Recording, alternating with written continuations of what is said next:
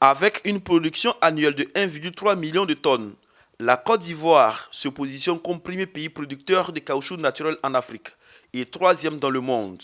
Malgré cette production, des difficultés sont rencontrées dans la commercialisation. Au Salon international de l'agriculture de Paris, l'occasion a été donnée à la Promac, Association de professionnels de caoutchouc naturel de Côte d'Ivoire, de présenter sa volonté de valoriser la production ivoirienne à travers un label. C'est un caoutchouc qui est reconnu être de bonne qualité.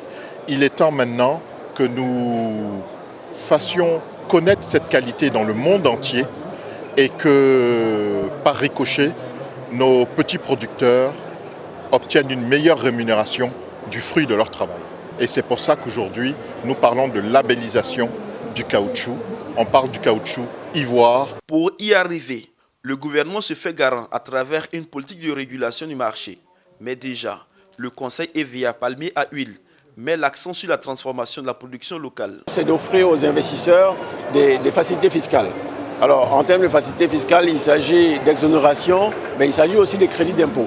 L'exonération, vous importez votre matériel avec des taxes en moins, mais le crédit fiscal, lorsque vous avez investi, c'est l'État qui, à son tour, vous reverse de l'argent. Cette mesure a porté son fruit et aujourd'hui, on a 15 nouvelles usines qui sont en construction qui vont nous permettre donc d'absorber toute la production de fonds de tasse. Le fonds de tasse, je vous dis, c'est la matière première à partir de laquelle donc, tout le travail d'usinage se fait.